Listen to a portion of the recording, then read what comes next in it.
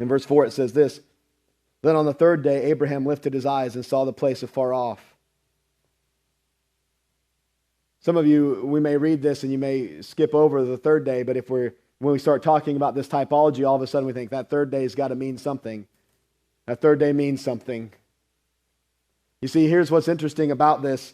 So have you ever been in one of those situations where you felt like God is leading you to do something? And you're like, yep, sounds good, God, I'll do it. And then you start, and then it's really hard, right? And then it, like the weight of it begins to come upon you, and you're like, you want me to keep doing this? Like,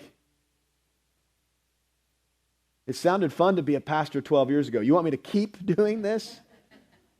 You know, like every day?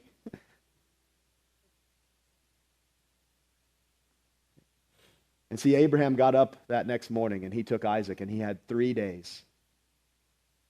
He had 3 days to decide if when he got there, if he was going to put Isaac on that altar or not. He had 3 days of looking at his son.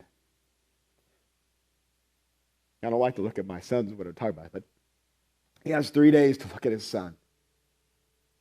He has 3 days to talk to him. Here's what we need to understand. Isaac, in the eyes of Abraham, was sacrificed on the first day and not the third. Because if he wasn't, he would have surely turned around. He would have surely talked his way out of it. If he wasn't absolutely resolved that he was going to be obedient to the Word of God over his feelings, over his desires, and over his own son, if he wasn't absolutely certain that in his mind Isaac was dead from day one, he would have never left that place.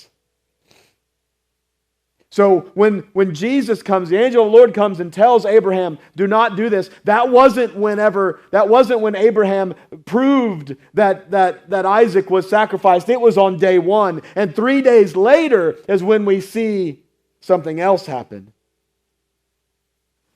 Except for I can't see my notes, so I don't know what it is. So he was absolutely resolved. Look in verse 5. Look what he says in verse 5. This is one of the most powerful things in all of this. Don't miss verse 5.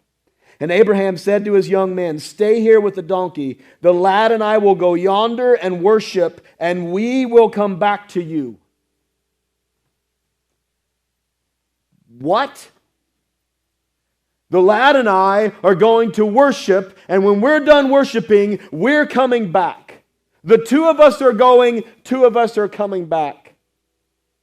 Why would he say that? He's going to the mountain with the express purpose of cutting his son up and setting him on fire, church. That's what he's going to do. He is certain of it. He is resolved to be faithful to his God, come what may. He will do it. And he says, we're coming back. Why? Because Abraham believes that in 3 days, there's going to be a resurrection.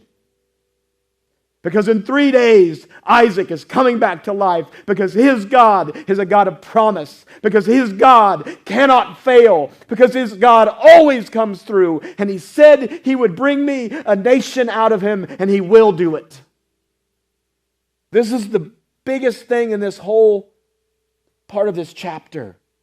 You say, well, how do we know that? Maybe he thought he was going to find a ram. How do we know that? Here's how we know.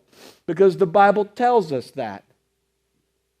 Hebrews chapter 11, verses 17 through 19 says this. "By faith, Abraham was tested, offered up Isaac, and he who received the promises offered up his only begotten son, of whom it was said, 'In Isaac your seed shall be called.'" Listen to this. "Concluding that God was able to raise him up even from the dead, from which he also received in him a figurative sense." Concluding. Abraham had concluded. Listen, he had concluded 2 things. He had concluded that he was going to be obedient and God was going to be faithful.